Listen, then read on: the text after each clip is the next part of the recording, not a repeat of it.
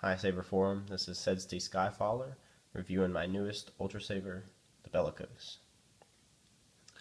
Usually I wait a couple days before I do a review video so I can get the feel of the saber, see if there's anything I don't like about it, then I can tell you guys. But I'm in the process of moving, so I don't have as much time as I usually do to play with the saber. But I have not put this thing down since I got it yesterday, so I've probably used it enough to be able to tell you everything I think about it. I just love the saber. It's even better than I expected it to be. It's one of the mid-priced hilts that Ultrasabers offers. You know, I figured it wouldn't have as many features. I'm assuming, you know, because of the lack of a MHS emitter, but I think it's great. I think it's just as good as some of the higher priced hilts, like my Archon that I have. I thought that it would be bulkier in person because I watched a lot of review videos before I purchased it, to try to figure out, you know, what my next saber would be. And a lot of people were saying that it's one of the bigger hilts. And I understand that because of the length of it, but it's really not that bulky. If you do some close-ups of it, and I mean, probably an inch and a half of the length of the saber comes straight from that shroud that's on top.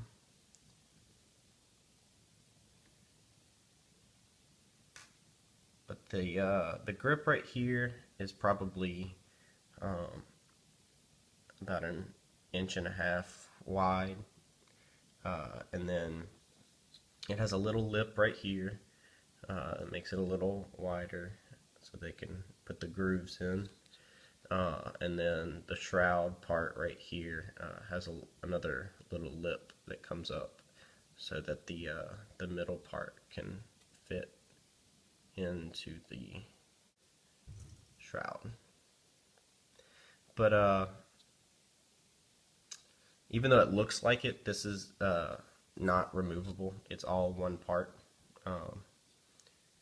Some great machining that Ultrasabers does. I just love their craftsmanship and their attention to detail. But yeah. So let me go over the features of it. That's another thing I love about the Bellicose is that it's very customizable. There are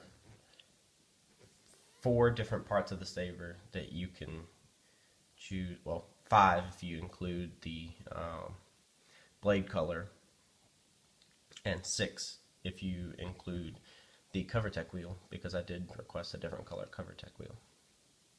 So I'll just go over it now. I got the short groove pommel. I just like the machined lines in it. I think it gives it a better sense of detail to the saber. As I said, I requested a different color CoverTech. It comes with standard black CoverTech wheel. I requested a silver one to just keep with the black and silver theme throughout the hilt. Then I got an AV switch, illuminated blue, the bronze button, just accent button, and I got the silver blade holder. Again, to keep with that theme. I know some people do like the black one because it kind of continues the stripe across, but I went with the silver. I just like the look of it. It kind of evens the blade emitter part out for me. And I got violet amethyst with silver flash on flash. The violet amethyst looks a little darker than I would have imagined it to be. I know it's hard to capture colors on video and in pictures. I tried to look up as many as I could beforehand, but you know, I like it. The Ultra Edge blade that I have with it kind of gives it a lighter look um, than if it was in a mid grade. So I do like the color that it comes out when it's in the Ultra Edge. So I'll go ahead, I do have the blade plug in it right now, so I'll go ahead and fire it up. Hopefully it comes out.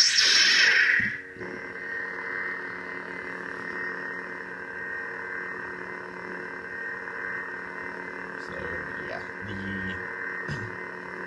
AV button, or AV switch, is looking a lot more silver in the video, but it is definitely a nice blue color. And color probably about right here on the video, on this inside part of the shroud, is probably the color of the blade. It's showing up a lot white right here, and kind of pinkish on the table, but it's a nice deep purple color. It's not as dark as some of the dark violet amethysts that I've seen on reviews and pictures, but it's also not as light of a purple as I imagined it would be. But I also customized the sound fonts. I finally got access to a PC where I could change sound fonts on this one and my Archon. So that made me really happy. And seeing as this is kind of based off of the Starkiller saber from the Force Unleashed games, which I love, by the way, I went ahead and mixed some of the Starkiller font on the Obsidian sound font page on Ultrasabers website, and some of Ninja Jesus's custom The Force Unleashed 2 sound font. So it's got a nice higher pitched hum, and let me go ahead and do the lockup sound. Some of the sounds aren't as loud as the standard sounds that come on the Obsidian board, but I like the pitch of the sound.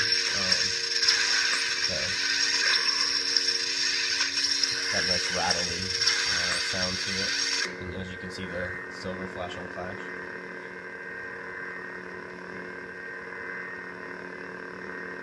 And I'll go ahead and put the blade in it. And through the magic of editing, I was able to put the blade in a little faster than it actually takes to put in the blade. That is because you have a button retention screw out here, which is a little bigger sized Allen wrench to take that out than the standard retention screws. But you have two standard retention screws on the blade holder inside of here. So it takes a little longer to take the blade in and out of the saber than the others, but I think it's worth it. This saber's awesome. So let me go ahead and turn it on with the blade in it. Like I said, this is an Ultra Edge blade.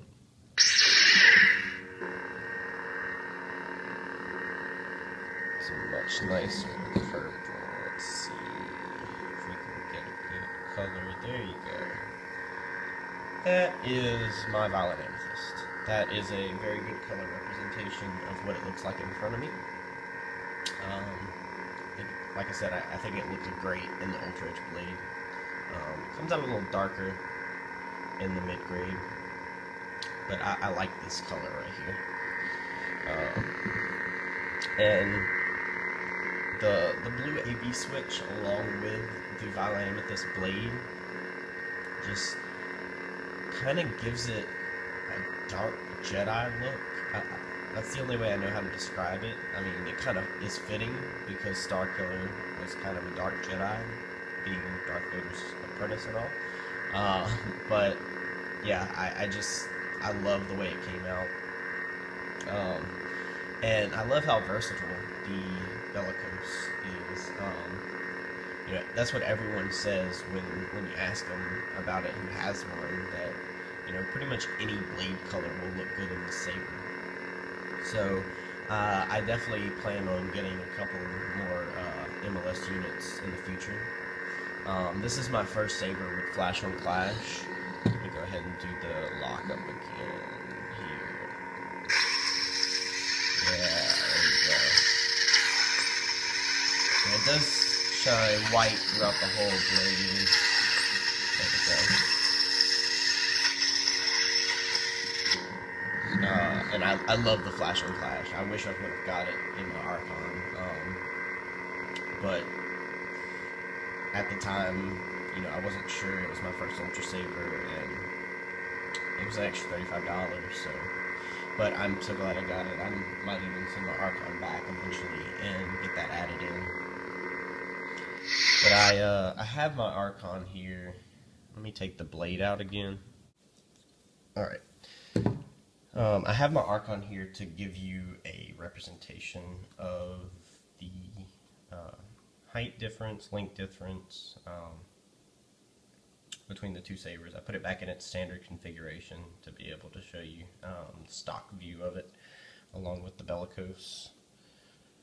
Get them pommel to pommel. Let's see.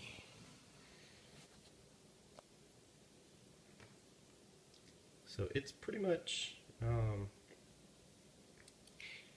from here it only looks about an inch shorter than the Bellicose. But that shroud right here gives you an illusion that the actual saber part where the blade comes out, is right here. So the shroud just seems extra, even though it is part of the saber. It's not removable. So looking at them side by side, you have the illusion that the Bellicose is actually a little shorter than the Archon, if you talk about where the blade actually comes out of the hilt. But yeah, I just figured I'd give you all a representation of that.